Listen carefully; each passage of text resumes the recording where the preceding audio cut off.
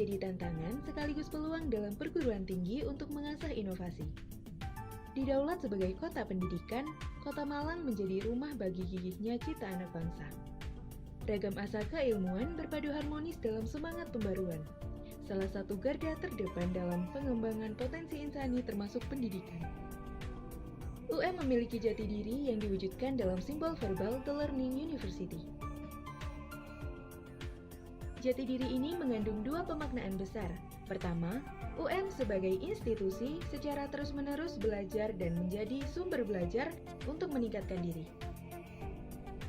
Kedua, semua sivitas UM harus berjiwa belajar dengan berbagai inovasi yang diciptakan dan dilaksanakan. Pengembangan dan penciptaan lingkungan belajar menjadi karakteristik utama pengembangan kampus UM. Pengembangan berbagai komponen sistem di UM dijiwai oleh belajar di berbagai sektor dan tataran. Visi UM menjadikan perguruan tinggi unggul dan rujukan bidang kependidikan, ilmu pengetahuan, teknologi, dan humaniora. Visi UM tersebut dapat dicapai dengan melaksanakan 4 misi UM berikut, yakni menyelenggarakan pendidikan dan pembelajaran di perguruan tinggi yang berpusat pada peserta didik, menggunakan pendekatan pembelajaran yang efektif, dan mengoptimalkan pemanfaatan teknologi.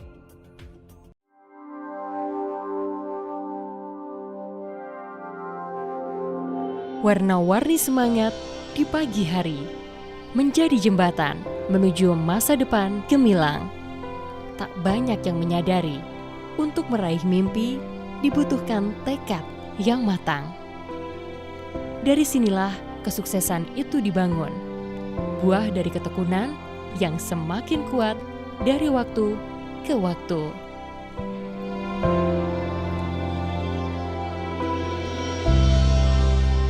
Sebagai pusat belajar masyarakat sekitar, SMKN 1 Malang menjadi sekolah rujukan yang inovatif dengan segudang prestasi. Berdiri di lingkungan yang asri seluas 4 hektar, memantapkan SMKN 1 Malang meraih predikat Sekolah Sehat Tingkat Nasional dan Sekolah Adiwiyata Mandiri. Untuk menunjang perkembangan kebutuhan di dunia kerja, pembelajaran di SMKN 1 Malang dilakukan secara dual sistem. Siswa SMKN 1 Malang berkesempatan untuk mempraktekkan teori dari ruang kelas ke dunia industri dengan model pembelajaran Teaching Factory. Melalui program Teaching Factory, sinergi sekolah dengan industri menghasilkan lulusan yang kompeten sesuai dengan kebutuhan industri. Model pembelajaran Teaching Factory meningkatkan keselarasan proses pengembangan keterampilan, pengetahuan, dan sikap melalui penyelarasan tematik. Metode pendidikan yang digunakan di SMK Negeri 1 Malang menyesuaikan dengan perkembangan zaman. Pembelajaran dilakukan secara dual system, yaitu di sekolah dan di industri, dunia usaha maupun dunia kerja, dengan menerapkan model pembelajaran Teaching Factory yang dibangun bersama IDUKA. Siswa memperoleh pembelajaran teori di sekolah dan dapat praktek langsung di industri sesuai dengan kompetensi keahliannya. Pembelajaran dikemas dalam bentuk project based learning. SMKN 1 Malang didukung oleh tenaga pendidik berkompetensi tinggi, sarana prasarana yang memadai, dan pembelajaran berbasis teknologi informasi. Sikarisma merupakan sistem informasi terpadu yang digunakan untuk mengoptimalisasi kegiatan operasional di SMKN 1 Malang. Sebagai sekolah pusat keunggulan, SMK Negeri 1 Malang telah menerapkan kurikulum operasional satuan pendidikan atau KUSP dengan konsep pendidikan yang memerdekakan sebagai upaya untuk meningkatkan serapan dan kemandirian alumni. Kurikulum disusun bersama dengan industri, dunia usaha, dan dunia kerja atau IDUKA. Akuntansi dan keuangan lembaga. manajemen perkantoran dan layanan bisnis, pemasaran. Assalamualaikum warahmatullahi wabarakatuh. Jangan bandingkan diri Anda dengan orang lain, tetapi bandingkan pribadi Anda kemarin dengan hari ini. Perkenalkan, saya Nur Hayati, saya guru SMK Negeri 1 Malang, mengampu mata pelajaran produk kreatif dan kewirausahaan. Sekaligus, saya mahasiswa PPG dalam jabatan tahun 2022 Universitas Negeri Malang. Selamat menyaksikan.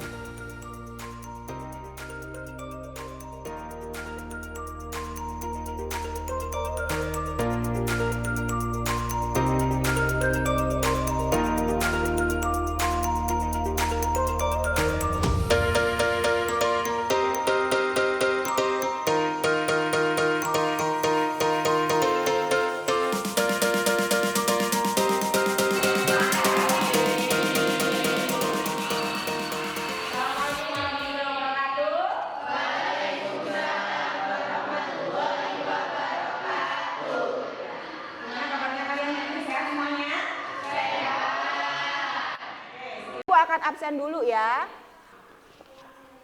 Alexandria. Bagus. Amanda? Ya. Andika. Jangan susah aja Andika. Ya. Andini. Kemana kemarin liburan? Ke pantai? Pantai mana? Sudah bikin konten dong? Sudah ya, oke. Siapa kayaknya lebih bagus ya balik Kambang sekarang ya? Udah lebih bagus. Sama siapa? Oh, saya kurang jelas sama siapa? Oh, Ayang. Oh, ya. Bunga, Bunga? Hadir. Bunga udah turun? Kalau kira-kira saya tanya udah turun apanya? Udah turun belum Bunga? Kemarin liburan tambah naik apa tambah turun? Pertanyaan saya. Tambah naik ya, kuliner terus ya. So guys, apa yang kamu lihat? What do you see? Apa yang Anda lihat di sini? Money, uang. Siapa yang suka duit? Semua suka ya duit ya, termasuk saya juga suka duit ya. Oke. Kalau yang Anda lihat di layar itu adalah uang, apa yang kamu pikirkan tentang uang? Dengan uang kamu bisa apa? Beli mainan, beli apa lagi? Jalan-jalan, beli mobil, apa lagi? Beli rumah. Intinya uang itu adalah alat pemuas kebutuhan. Ya, kamu butuh apa bisa dipenuhi dengan uang. Kecuali soal kebutuhan asmara ya, nggak bisa dibeli dengan uang. Ya, kebahagiaan nggak bisa dibeli dengan uang. Ya, hari ini kita akan bicara tentang uang. Ya, kita akan bicara tentang uang. Peluang, ya. Kita akan bicara tentang peluang usaha. Jadi peluang itu apa sih? Peluang itu? Peluang itu apa? Kesempatan, ya. Wah, peluang saya ada nggak sih deketin si X gitu ya? Peluang saya ada nggak sih temenan sama si B gitu ya? Itu namanya peluang, kesempatan, ya. So, kalau kita bicara peluang usaha adalah kesempatan untuk Nah, kesempatan untuk melakukan sebuah usaha, itu namanya peluang usaha, ya. Ini nanti yang akan kita capai dalam pembelajaran kita hari ini, ya. Jadi, kita akan mengetahui tentang konsep-konsep peluang usaha, kemudian mengidentifikasi peluang usaha, kita juga akan belajar tentang analisis SWOT, sampai dengan perhitungan perencanaan penjualan dengan BEP-nya, kita akan menghitung BEP nanti ya. Jadi, kita nanti akan belajar bagaimana memulai usaha, ya. Caranya bagaimana? Nanti akan saya bimbing satu persatu demi tahap. Apa sih yang kamu pikirkan tentang peluang usaha itu? Maksudnya begini, saya mau jualan apa sih? Atau saya mau buka usaha apa sih? Pernah nggak kalian punya cita-cita saya mau buka usaha apa? Sambilan kerja, sambilan sekolah atau setelah sekolah misalnya. Ada nggak yang punya pikiran seperti itu? Mau buka usaha apa gitu? Ada? Ya, kamu misalnya, kamu pengen buka apa, Dok? Pengen usaha apa?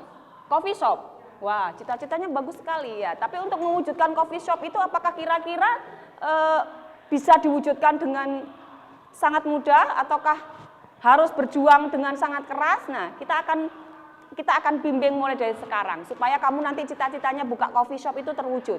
Ya, salah satunya sebelum kita memulai membuka usaha, kita harus pandai-pandai menangkap peluang, ya, menangkap kesempatan.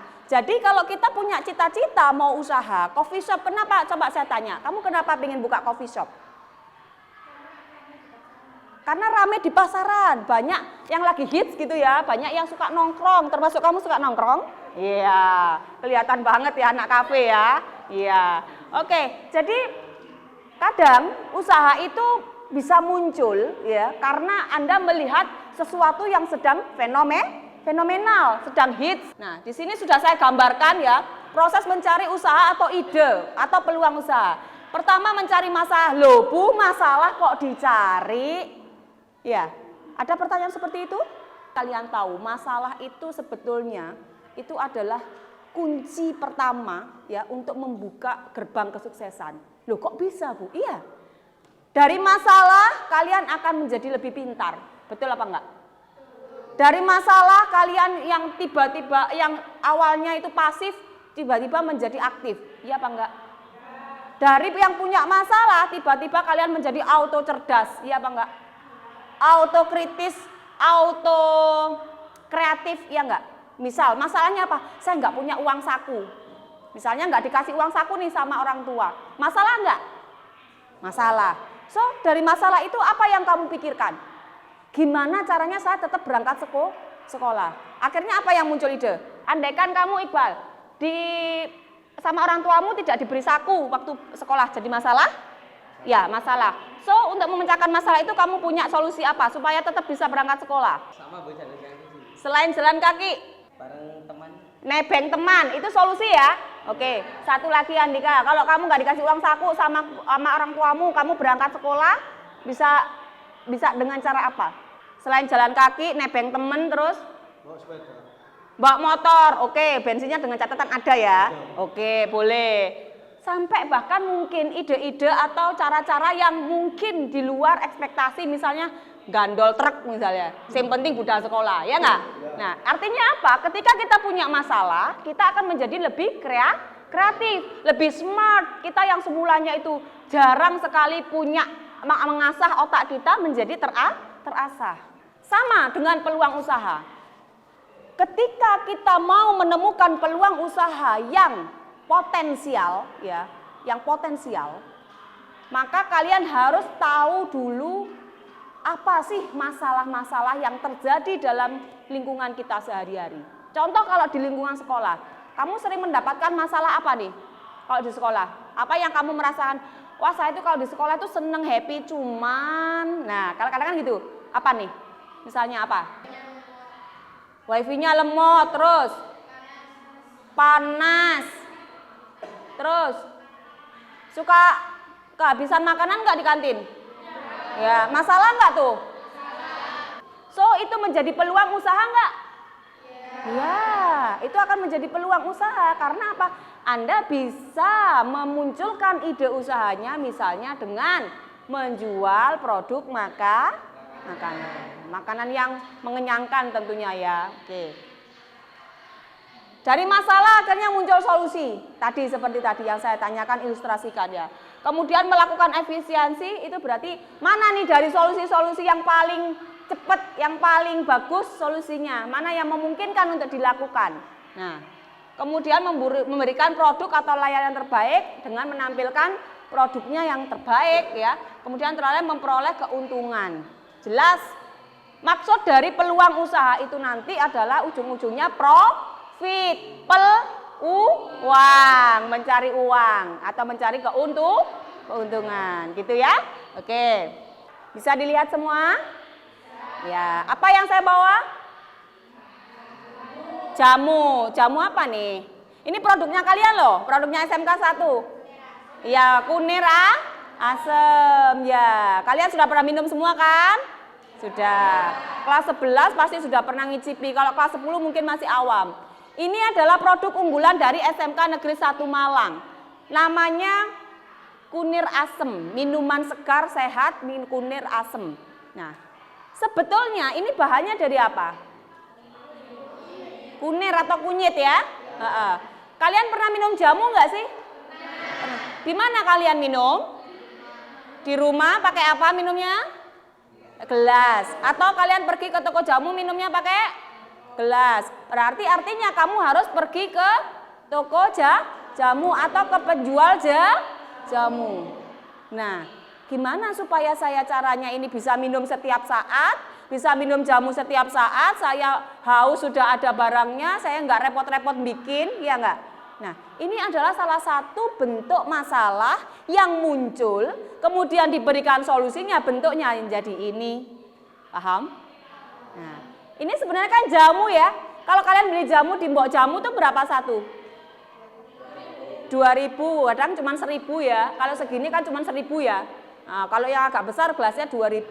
Tapi begitu ada peluang usaha untuk menciptakan jamu yang siap minum dan praktis dibawa kemana saja bisa, itu menjadi peluang usaha yang potensial. Sama-sama jual jamu. Wah Bu, ini masih punya masalah nih. Masalahnya apa nih kalau jamu dijual dalam bentuk seperti ini? Masalahnya apa? Masalahnya apa? Mudah pecah, kalau jatuh pecah nggak? Nah, pecah, ya. Kemudian kedua masalahnya apa? Tidak tahan lama, ya. Terus apa lagi? Butuh pakai sedotan nggak kalau minum ini? Kecuali yang giginya runcing-runcing kayak Raffi Ahmad ya. Nah, nggak perlu ya, gigi Dracula tek langsung makan, minum bisa. Nah, tapi perlu sedotan? Kalau sedotannya ketinggalan, masalah lagi nggak tuh? Nah, so kita punya alternatif lagi, solusi yang kedua, dibentukkan seperti ini, menjadi botol. Nah, ini lebih tahan banting ketimbang yang gelas, ya nggak? Lebih praktis, nggak butuh sedotan, ya? Betul ya? Nah, ini juga menjadi solusi ide peluang lagi. Ini tadi harganya 2.500, kalau ini berapa harganya? 5.000, sudah beda lagi ya? Nilai value-nya naik lagi ya? Nah, ini juga peluang. Tetap aja punya masalah. Apa nih masalahnya? Tidak tahan lama karena bentuknya sudah diseduh, sudah cair.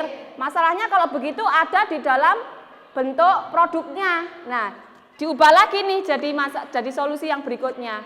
Seperti ini menjadi serbuk ya minumannya. Artinya ini lebih tahan lama lagi, betul? Ini juga menjadi ide peluang usaha.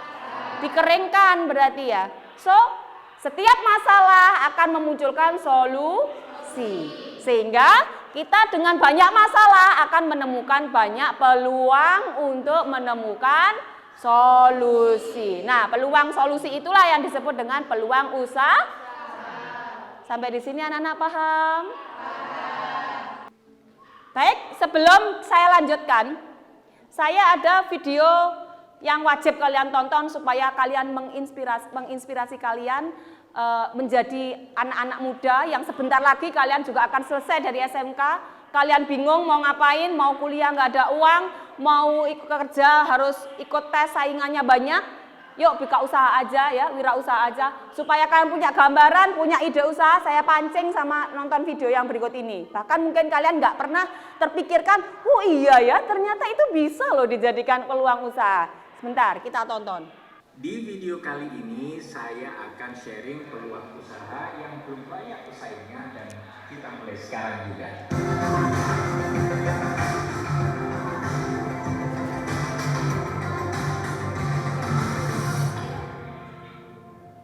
Semangat wirausaha telah bergaung di mana-mana. Bahkan anak muda pun kini semakin banyak membuka potensi pasar yang tinggi. Sayangnya cukup sulit juga untuk menemukan inspirasi tentang ide bisnis yang unik namun berdaya jual tinggi ini. Nah, berikut ini peluang usaha dengan pasar kecil, namun pasarnya cukup luas menurut saya. 1. Makanan cepat saji bahan organik. Penjual makanan cepat saji itu banyak, sangat banyak. Menu dan rasanya pun enak-enak ya dan beragam.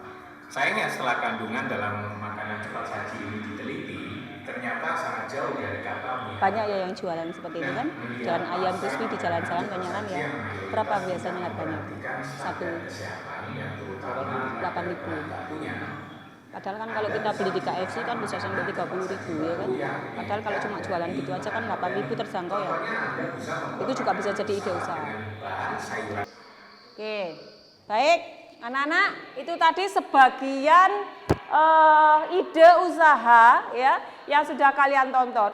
Kali ini saya pengen kalian menganalisis ide peluang usaha yang ada di lingkungan sekolah kalian, yang di dalam atau di internal sekolah dan di luar sekolah. Berarti di lingkungan sekitar Janti ini. Yang di dalam apa, yang di luar sekolah apa. Bisa dipahami maksud saya? Saya punya LKPD-nya yang bisa kalian kerjakan nanti ya.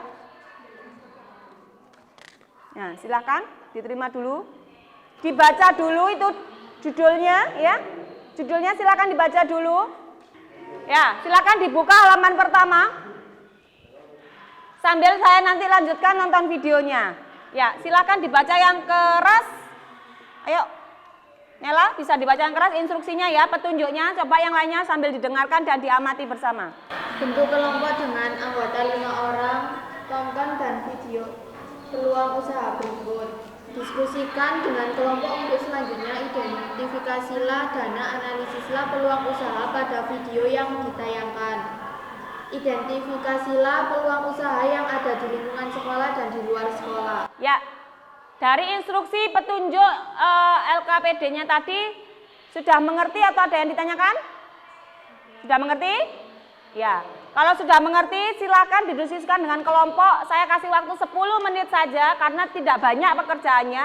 Hanya menganalisis ide peluang usaha yang ada di lingkungan sekolah dan di luar sekolah. Silakan langsung dituliskan di lembar kerjanya masing-masing ya. Dimulai dari sekarang.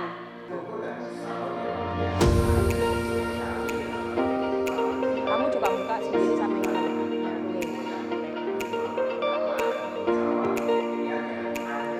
yang dibuka aja apa? Dibuka apa namanya? Linknya pura-pura buka tadi kan? Biar saya kelihatan lagi. Linknya ini. Tutup buka. Silakan ya, diselesaikan 5 menit lagi. Siapkan yang satu orang untuk membacakan atau mempresentasikan hasil dari pekerjaan kelompoknya masing-masing. Dari tempat duduk ya.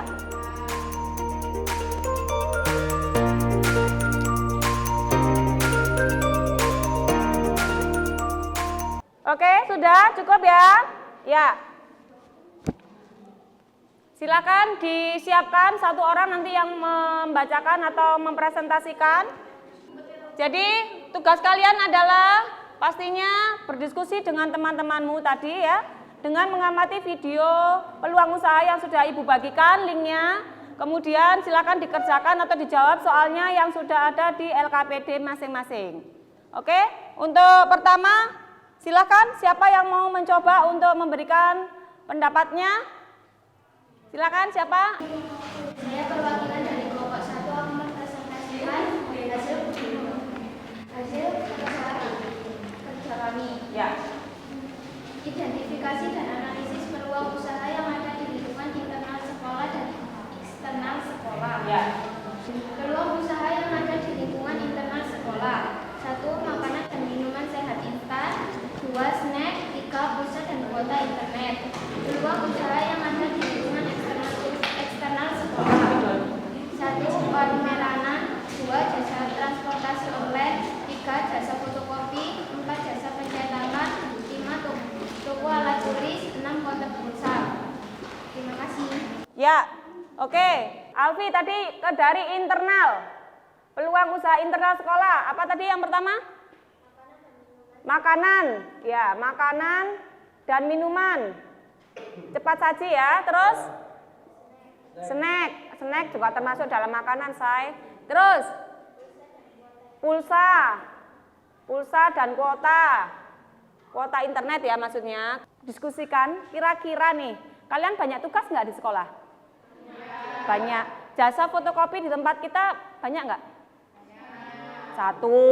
Cuma 1. Ya. Mahal nggak tuh? Ya, mahal ya. Oke. Kira-kira bisa nggak ditangkap sebagai ide peluang usaha? Bisa. Idenya apa?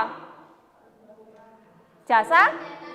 Jasa cetak, jasa fotokopi, tapi dibawa pulang ke rumah, carikan tempat yang murah.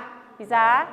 Ya, itu ide juga anak-anak ya. Karena kan kalian sering sekali kan dapat tugas dari guru, Bapak Ibu guru sekalian ya kan? Ya, cetak tugasnya, kemudian jilid tugasnya, tapi di sekolah kita tidak memberikan layanan yang cukup memadai untuk itu. Nah, itu bisa menjadi ide usaha ataupun kalau ada harganya mahal. Nah, kalian bisa punya usaha itu. Ya. Oke, anak-anak, saya rasa cukup untuk menganalisis ide peluang usaha. Silakan LKPD-nya yang pertama dikumpulkan dulu ke saya. Ya. Ya. Oke, sudah diberikan identitas nama kelompok ya? Ya, sudah. Oke.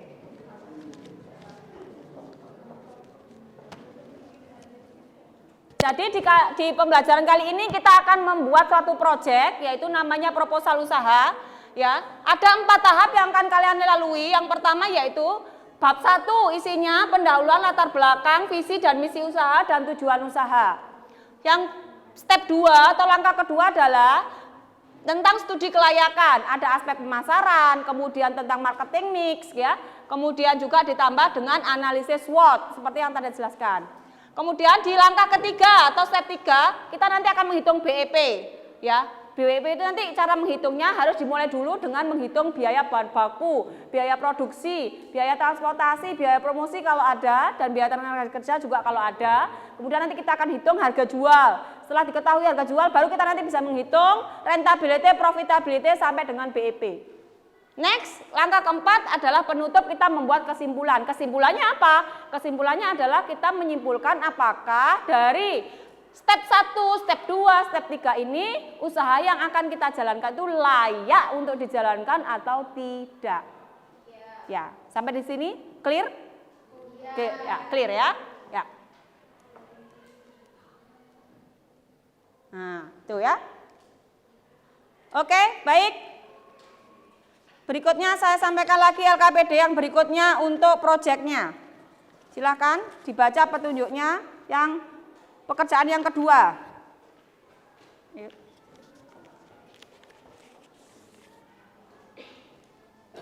Dibuka yang kedua, LKPD yang kedua. Yang kedua, halaman berikutnya terus.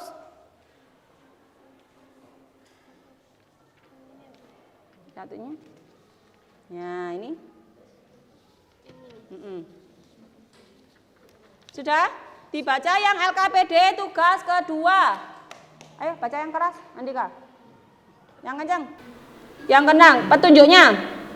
Petunjuk kerja 1. Susunlah rencana usaha berdasarkan ide usaha yang kalian temukan di lingkungan internal sekolah. 2. Tuangkan rencana usaha kalian dalam bentuk proposal usaha. 3. Perhatikan sistematika penulisan proposal usaha. 4. Cetak proposal usaha dalam kertas ukuran A4 dengan format yang dapat diunduh pada link. 5. Buatlah slide PPT untuk membantu presentasi minimal 10 slide. Ya. 7. Kumpulkan file proposal dalam bentuk PDF, kirim ke Google Drive berikut. Ya. 7. Presentasikan proyek atau proposal usaha di depan kelas secara bergantian. Ada 7 langkah yang harus kalian lakukan ya. Ya, ada 7 pekerjaan yang kalian harus lakukan. Sebelumnya lihat dulu di papan tulis, berikut akan saya sampaikan kriteria penilaiannya. Jadi saya tidak hanya menilai hasilnya saja, tapi saya menilai mulai Anda melakukan persiapan, prosesnya juga saya nilai, sampai dengan presentasi dan hasilnya nanti juga akan saya nilai. Jadi banyak dari proyek ini nilainya akan banyak yang bisa saya ambil. Ya, mulai dari pekerjaan individu bisa saya ambil juga sebagai nilai kelompok. Ya. Nanti Anda pada saat tampil presentasi itu akan saya ambil nilai individunya. Ya, karena semua harus punya kesempatan bicara. Paham? Ya. Silakan langsung kerjakan.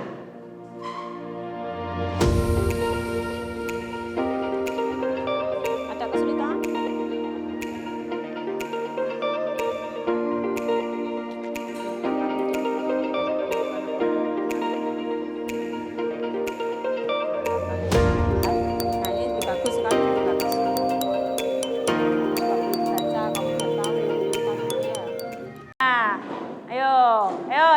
Posisikan yang baik. Ya, jangan sampai tabrakan. Awas kamera ya. Sini Mas. Nah, ketua kelas kok. Nah, ikuti gerakan teman-temanmu yang di depan. Ya. Ayo. Semuanya, ayo kasih jarak. Ayo, siap-siap. Yo. Ayo. Hihi. Ayo semua. Ayo. Kurang geser. Ayo. Kepala. Hihi. Ayo semuanya goyang. Hihi, muter. Kayak penguin jalannya. Kayak penguin. Ayo. Ayo semuanya Heru. Ayo semuanya. Hihi. Kepalanya. Hihi. Tepuk tangan. Tepuk tangan untuk kita semuanya. Wah, luar biasa ya. Baik anak-anak. Gimana? Sudah lebih semangat lagi? Udah ya, lumayan. Udah nggak ngantuk ya? Udah. Baik. Gimana proposalnya? Sudah sampai mana? Ada yang sudah selesai proposalnya? Sudah, tinggal cetak ya. Tinggal cetak. Nah, untuk pertemuan selanjutnya kita langsung presentasi setiap masing-masing kelompok. Ya, ada yang ditanyakan? Tidak. Ya, baik. Anak-anak, saya rasa cukup pertemuan hari ini sampai brodol kaberek. Gara-gara penguin ya. Oke, tadi yang tengah kayaknya mirip banget sama Andika ya. Iya, gemuk-gemuknya mirip ya Andika ya.